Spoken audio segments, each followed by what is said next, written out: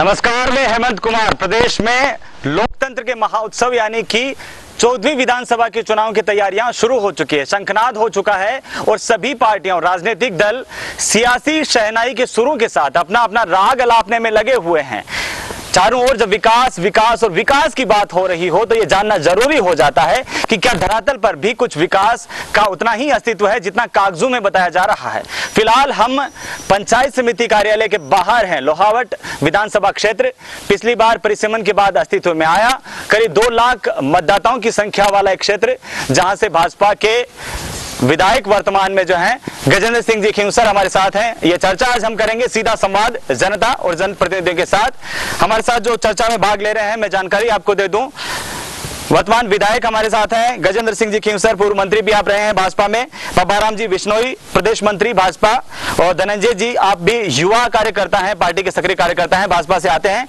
वहीं कांग्रेस की ओर से मालाराम जी बिश्नोई निर्दलीय प्रत्याशी थे पिछली बार के जो विधानसभा चुनाव में, वो भी हमारे साथ हैं। इस बार प्रबल दावेदार हैं पार्टी की ओर से।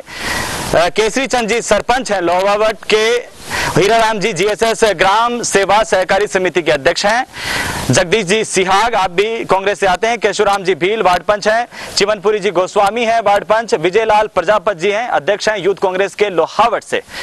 कृष्णाराम जी बिश्नोई है, जिला देहात महामंत्री हैं कांग्रेस के। और विजयलाल जी प्रजापत हैं, अध्यक्ष हैं यूथ कांग्रेस के। आप सभी का चुनावी बैठक 2013 में बहुत बहुत स्वागत है। सबसे पहले विधायक महोदय से शुरुआत करेंगे। आपसे जानना चाहेंगे कि दोबारा जो चुनाव होने वाले हैं, पहली बार जब ये विधानसभा अस्तित्व में आई, पहले एमएलए आप यहाँ से बने, क्या तस्वीर है यहाँ की विकास को लेकर के? विकास को लेकर जो जनता के अंदर आक्रोश है, खाली लोहावट में नहीं पूरे प्रदेश के अंदर जी, कि 4 साल के अंदर विकास बहुत कम हुआ है। और अभी एक चुनावी ढोल जो अभी मुख्यमंत्री बजा रहे हैं जी, लोग कहते हैं रेवड़ियों की तरह पैसे बांट रहे हैं जी, ये एक खाली एक चुनाव के लिए अपने वापस आने के लिए ये कर रहे हैं जी। 4 साल प्रदेश के अंदर क्या हुआ, आप तो राजस्थान के अंदर पूरा घूमे हैं जी। जनता का क्या मूड है, जनता की क्या शिकायतें हैं, ठीक है, वो आप खुद ही जानते हैं जी। हमारी विधानसभा के अंदर जी, जो जहाँ जैसे आप यहाँ लोहावट के अंदर हैं, सबसे भारी समस्या है कि यहाँ पर रेलवे ओवरब्रिज नहीं है जी। पूरे क्षेत्र के गांव हाईवे से वंचित है जब ट्रेन निकलती है, क्योंकि यहाँ पर रेलवे ओवरब्रिज नहीं है। सरकार चाहती तो वो ओवरब्रिज बन सकता था जी। एक विधानसभा का हेडक्वार्टर हो गया लोहावट जी, यहाँ पर सीएचसी नहीं है, ठीक है, और यहाँ का कस्बा भी बहुत बड़ा है यहाँ जी। कई बारी मंत्री जी से निवेदन कर दिया है, जब लोहावट को जब चुनाव आयोग ने एक विधानसभा का हेडक्वार्टर बनाया है तो सीएचसी दिया जाए। बिजली का जहाँ मुद्दा है जी, 43% बिजली की रेटें 4 साल में बढ़ा दी हैं, और वो भार जो है वो 90 लाख डोमेस्टिक कनेक्शंस के ऊपर पड़ा है। हमारे समय 13% ही हमने बढ़ाया था, 43% बहुत होता है जी। विधायक महोदय, हम आपसे जानना चाहेंगे कि आपने जिस तरह से बताया कि सीएचसी की जो समस्या है, क्रियान्वित नहीं हो पाई है, चाहे हॉस्पिटल्स की बात करें या फिर बहुत सारे मुद्दे हैं। लोहावट विधानसभा क्षेत्र की बात की जाए, जो विधानसभा क्षेत्र बनने के बाद में सरकार की ओर से पूर्ति नहीं की गई। हम आपसे ये जानना चाहेंगे सीधे सीधे कि 4.5 साल का जो समय आपके विधायक काल के जो नेतृत्व में रहा है, आपके नेतृत्व में, उसने आपने अपनी ओर से कितने प्रयास किए? हमारे पास, हम जो विपक्ष के विधायक हैं, हमारा कंट्रोल एक ही चीज पे है जी, वो है हमारा विधायक का फंड। कोशिश ये कही है कि अब जैसे 2 करोड़ वो विधायक फंड बना है आज जी, 80 लाख होता था, उससे पहले और भी कम था। ये तो 2 करोड़ अभी 2 साल से ही हुआ है, ठीक है, ऊंट के मुंह में जीरा है जी। ये जो फंड है, इसमें 46 पंचायतों को आप क्या राशि दे सकते हो सालाना? बहुत कम दे सकते हो। ये इसके अलावा हमारे हाथ में कुछ भी नहीं है। चाहे विद्यालय कर्मोन्नत हो जी, वो सरकार अपना खुद का निर्णय लेती है जी। वसुंधरा जी की भी सरकार थी, मैं भी मंत्री था, मैंने यहाँ पर 62 जीएसएस बनाए 32 केवीए के, जबकि आजादी से लेकर 55 साल तक खाली 13 जीएसएस थे जी। एक था खाली 132 का, मैंने 4-5 यहाँ पर बनाए। क्या क्या ये ठीक है? मैं आपको 1 मिनट ये कहना चाहूंगा, मैंने जाति नहीं देखी, मैंने पार्टी नहीं देखी, मैंने सब जगह मैंने दिया। यहाँ पर अभी क्या है कि बिल्कुल भेदभाव हुआ जा रहा है। कांग्रेस ये पूरी कोशिश कर रही है कि बीजेपी की विधायक को फेल किया जाए, इनके विकास कार्य नहीं हो, ये जो स्कूल चाहते हैं वो कर्मोन्नत नहीं हो, जो ये रोड चाहते हैं वो बने नहीं, जाए भाड़ में जनता, फेल होना चाहिए और हमें चुनाव जीतना है। ये एक ही मुद्दा रहा है। कहीं ना कहीं सीधा आरोप ये है कि सरकार जो विकास की गंगा लाने की बात कह रही है उसमें भेदभाव बिल्कुल साफ नजर आ रहा है, यही बात हो रही है। ठीक है जी। कृष्णाराम जी बिश्नोई, जिला देहात के महामंत्री, आपसे जानेंगे कि विधायक महोदय जो तस्वीर बता रहे हैं, जो बात बता रहे हैं, कितनी सच्चाई है उसमें? जी, विधायक महोदय की बात पे 1% सच्चाई नहीं है। ठीक है। विधायक हमारा नया विधानसभा क्षेत्र बना 2008 में, विधायक महोदय भाजपा के यहाँ से विजय श्री हासिल कर ली जी, कोई परिस्थितियां हो सकती है, लेकिन विपक्ष का विधायक होने के बावजूद भी हमारे लोकप्रिय मुख्यमंत्री जो जोधपुर जिले के रहने वाले हैं जी, इस क्षेत्र का मुख्यमंत्री जी ने इस हेडक्वार्टर विधानसभा हेडक्वार्टर को हेडक्वार्टर को विधानसभा क्षेत्र को तहसील का दर्जा दिया। क्या उसमें कोई जातिवाद के भी दिया? तहसील का दर्जा तहसील बनाई जाती है, कोई जाति के आधार पर बनाई जाती है। सुविधाएं हैं वो, सुविधा की बात, सुविधाएं काम की बात या नहीं दी है जी, वो जातिवाद की बात कर रहे हैं। ठीक है। 4 उप तहसीलें बनाई है, वो कोई जाति के आधार पर बनाई है। अभी आप 60 फर्म आ रहे, 46 जीएसएस कांग्रेस इस सरकार के 4.5 साल के कार्यकाल में जीएसएस बने हैं। ठीक है। 23 स्कूलें कर्मोन्नत हुई है, सेकेंडरी और सीनियर सेकेंडरी, छोटी बड़ी अलग है।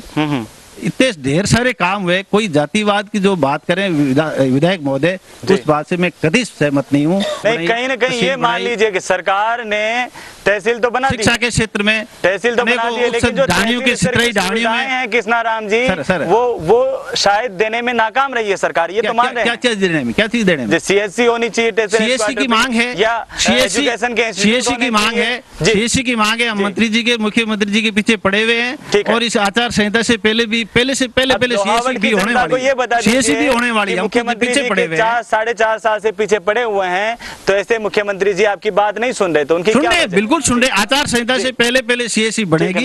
मुख्यमंत्री जी ने हमारे इसके अभी जो आप पहले फरवरी विधायक महोदय आने से पहले अपनी चर्चा हो रही थी, यहाँ कुछ फ्लोराइड युक्त पानी है जिसका टीडीएस सही नहीं है, खारे पानी के। हमने मुख्यमंत्री से निवेदन किया कि जो पानी फ्लोराइड युक्त है, वहाँ आपके नहर जो हमारे पास से नहर जोधपुर जा रही है, पाली तक पानी जा रहा है। माननीय मुख्यमंत्री जी, आप एक हमारी योजना, एक हमारी भी योजना स्वीकृत करें। 63 करोड़ रुपए अभी दिए, इम्प्लीमेंटेशन हुआ, टेंडर लगे, काम शुरू हो रहा है। मालाराम जी बिश्नोई, आप पिछली बार प्रत्याशी थे, दूसरे स्थान पर आप रहे, निर्दलीय प्रत्याशी थे।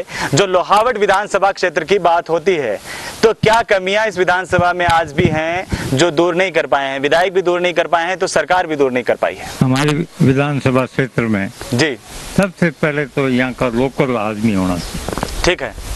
लोकल आदमी बगैर कोई डेवलपमेंट नहीं हो सकता जी, ये सबसे बड़ी कमी। रही बात ये इस सरकार की उपलब्धियां तो पूरा राजस्थान पड़ा है जी, उसमें हमारे बंट में क्या आया क्या नहीं आया, कम आया नहीं आया, आया नहीं आया, तो जिदोजहद चल रही। लोहावट की क्या समस्या है मुख्य?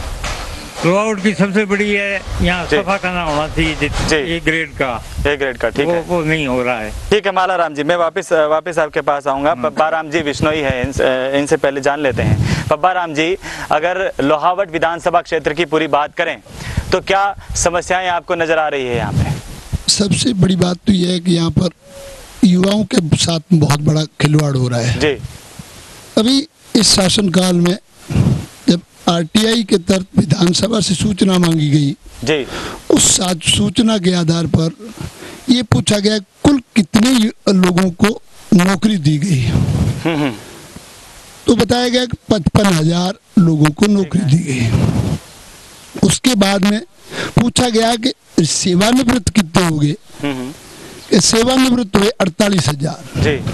लगभग इन्होंने 1200 रुपये में एक शिक्षक दिया था जी। 3,000 के अंदर एक मजदूर काम करता था। 1200 रुपये में जिस माँ बाप ने BA, BEd, MA करवा करके बड़ी मंसूबों के साथ में उसको भेजा था, उसको 1200 रुपए में रखा, 5 साल तक 1200 रुपए में उसका शोषण किया गया। ये तो युवाओं की बात हो गई है। हम लोहावट विधानसभा में समस्याओं पे आ जाते हैं, वापस से मुद्दे पे आ जाते हैं। जी, हरित क्रांति अगर इस लोहावट क्षेत्र में आई है, चाहे शिफ्टिंग के द्वारा और चाहे कनेक्शन के द्वारा, मेरा ख्याल है जब इंफ्रास्ट्रक्चर डेवलप नहीं होता, जब GSS नहीं होते, जब बिजली की उपलब्धता नहीं होती, निश्चित तौर से भूगर्भ में बहुत बड़ा धन छिपा हुआ है। यहाँ पर पानी है लोहावट में, उस पानी के लिए जिस प्रकार से इंफ्रास्ट्रक्चर पिछली सरकार ने जो GSS बना करके तार बिछाया, शायद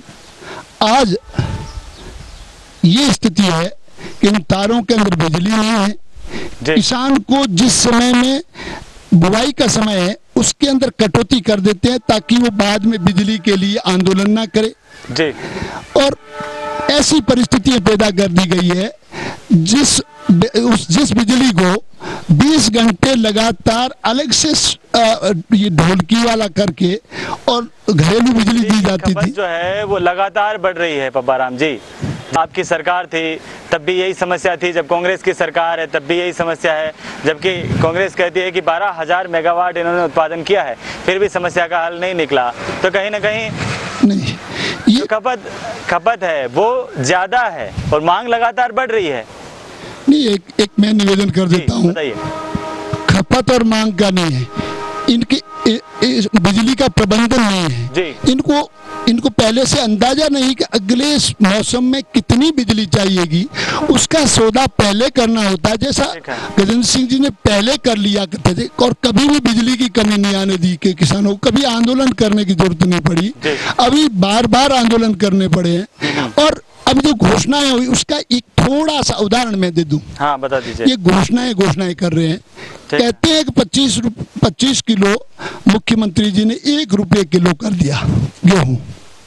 जो अच्छा काम करेंगे तो हम अच्छा कहेंगे, बिल्कुल बढ़िया बात है, ये बढ़िया बात की है। परंतु इसके पीछे भी एक जादूगरी है माननीय मुख्यमंत्री जी की कि पहले 35 किलो गेहूं दिया जाता था, वो 2 रुपये किलो माननीय वसुंधरा जी के शासनकाल में 2 रुपये किलो दिया जाता था, यानी कि 70 रुपये का हुआ। थोड़ा सा अंदाजा लगा दीजिए, 25 रुपये का मिल गया 25 किलो, परंतु जिस घर के अंदर 35 किलो या 40 किलो, क्या वो भूखा सोएगा 10 किलो के लिए? वो 10 किलो बाजार से लेगा। अब बताइए, बाजार से जब लेगा मेरे को बता दीजिए, उस 10 किलो को खरीदने के लिए कितनी राशि लगेगी? उसी 35 किलो को खरीदने के लिए उस गरीब को कितना ले? 200 रुपये वो लगेंगे और 25 रुपये ये लगेंगे। 225 में 70 वाला गेहूं पड़ने जा रहा है। इसी प्रकार की सारी घोषणा है ये। अभी एक बीमा की घोषणा है, वो भी महिला सशक्तिकरण कर वसुंधरा जी ने 1500 रुपये जमा कराए और 30,000 का उस परिवार के अंदर, BPL परिवार के अंदर कोई हारी बीमारी। केसरी जी, सरपंच आप लोहावट से, आपसे ये जानना चाहेंगे, जो समस्याओं की बात उठ रही है कि मुख्य समस्याएं लोहावट विधानसभा क्षेत्र की क्या है और इनका निराकरण किस तरह से किया जा सकता है? एक सुझाव आप दे दीजिएगा। साहब, यहाँ 1 क्लास का हॉस्पिटल होना चाहिए जी, और ब्रिज होना चाहिए जी। हमारे विधायक महोदय ने कहा ही है। बाकी समस्या तो फिर बिजली की है। हमारे यहाँ अगर बिजली सही तरीके से हो तो औद्योगिक क्षेत्र यहाँ बन सकता है। यहाँ एक कृषि मंडी हमारी वो चल रही है, कई कारणों से आगे पीछे ये कागज चल रहे हैं, 2 साल हो गया है, इसमें कुछ न कुछ रोड़ा अटक रहा है। और तहसील के भी लिए हमारे मुख्यमंत्री जी ने ये किया है तो तहसील के लिए हम स्वागत करते हैं। और बाकी वसुंधरा जी ने हमारे किसानों के लिए जितने भी पोल लगे वो फ्री कर दिए, उसके लिए हम उनका स्वागत करते हैं जी। मतलब 1 रुपये किलो अनाज है वो गहलोत साहब ने किया तो हम इनका स्वागत करते हैं। ठीक है। हम सरपंच तक तो कोई पार्टी नहीं है साहब, मतलब आप राजनीति हम तो जनता के आदमी हैं। हम तो जिस तरह से बीजेपी ने अगर अच्छा काम किया है ये अच्छी बात है जी। नहीं, मैडम ने अच्छा काम किया तो उनको सराहेंगे। ये सबसे बड़ी बात है कि राजनीति से ऊपर उठ करके बात करनी चाहिए। तो हम गहलोत साहब, ये ठीक बात है, इस पे हंसने की बात नहीं। बताइए साहब, हमारी कोई पार्टी नहीं है। ठीक है, हम तो मतलब जो अच्छा काम करेगा उनको धन्यवाद देंगे साहब। साहब, क्यों नहीं हम किसी को भाई उनकी, और बीपीएल के लिए वसुंधरा जी ने अच्छे काम किए, गहलोत साहब भी बहुत अच्छे कर रहे हैं, इनके लिए केसरी जी बहुत बढ़िया। लोहावट विधानसभा क्षेत्र की ये चर्चा जारी रहेगी। फिलहाल वक्त एक छोटे से ब्रेक का, ब्रेक के बाद हाजिर होते हैं।